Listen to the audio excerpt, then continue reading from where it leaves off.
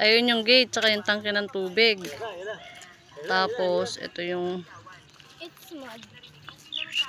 Ayun yung papuntang court. Ayun oh, tanaw na tanaw lang yung court. Tapos dito, ito na.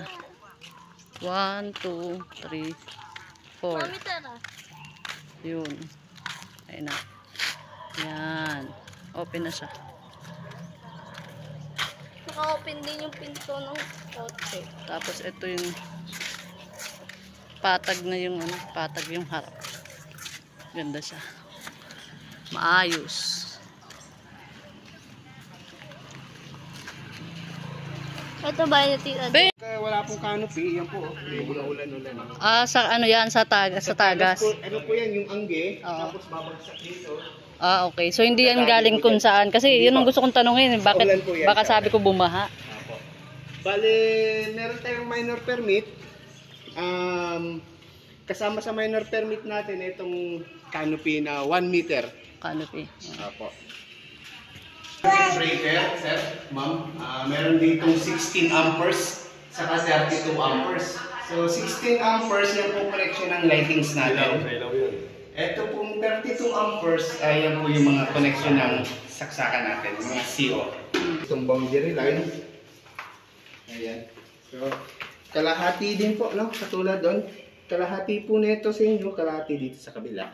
Ganon din po dito. Yan, skwala naman po, no? Skwala yun. Kompleto po ang planning fixture natin. Akyat po tayo, ma'am. Kasama sa yung pagpapabinil tiles sa second. Pwede yun. Walang major pa rin yun. Minor permit lang po yun. So minor wala pa po rin. kayong babayarang construction bond doon. Basta kompleto kayo ng requirements, punta kayo sa opisina, kumuha po kayo ng minor. Ano yun? Dito lang ba yun sa ano sa Borland o kahit sa ibang ano? Sa Borland na po. Okay. Kasi sa amin pag tiles na may ano na may construction ban na kaagad. Meron pong construction bond pagka major permit. Major. Kaya pa sliding window po kayo. Kasama sa minor. Basta wag po kayo magbabasa, no? Ayan. Yung installer ng window, sliding window, ito lang po papakuha nyo. Okay. Ayan. Pag kailangan, gusto nyo pong magpa-aircon, sabihin nyo kay installer na abangan na lang dito ng window type. May insulation na sa loob yan. Insulation sa loob, tapos insulation hardiplex ceiling siya. Apo. Ayos. So maganda po. Sa amin, kami pa nagkabit ng ganyan. Mga nakahan pa yung ano eh. Ay, gano'n? Parang kami na yung magtutuloy ng construction ba?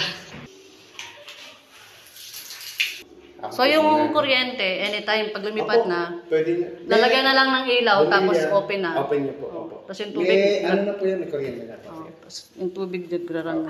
Kompleto na po. Bali, 1 month warranty yun sa tubig at ilaw. Yes po. Tapos ang 6 months warranty yung sa Sa loob. roofing po. Roofing, yan yung kisame, no? Opo. Saan ang payment ng ano niya, yung tubig? Kasi may sarili tayong tangkay, no? Yes, ma'am. Sa office ba yung... Sa opisina po, ma'am. hindi naman sa Fairview, dito lang. Meron kayong office dito. Hindi po. Wala pa po kasi pumupunta rito para sa collection ng billing.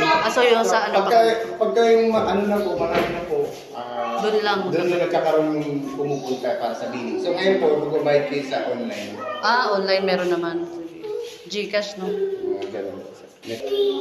Opo, kapatid ko. Kapatid niyo po? Kasi nung ako yung nasa abroad, siya yung SPA ko sa Marytown. Tapos kaya nagkabaliktad kami, siya naman nandun. Ako naman yung SPA dito sa kanya. Sa business pala, bawa, sari-sari store, kailangan pa ba ng permit niyan? Yes, ma'am. Kailangan po. Kailangan? Saan ba mag-request ng... Yan po, may barangay po tayo dyan Sa barangay? Ibig sabihin yung mga sari-sari store dyan, sila ng permit niyan. Barangay, saan ang barangay dito? Paglabas niyo po dyan, may karoon kayo makitang parang school doon po sa tabi. Kailangan pala yun. Wala pa pong nag-water refill station dito. Wala pa po. Kasi pag yun ang balak niya dito. Ayun, magkakaroon ng construction bond yun. Opo. Bale, ito na yung... Lagay niyo po dito, 14th of June 2025, tapos perma pa. Ito, ilaw. Saksakan.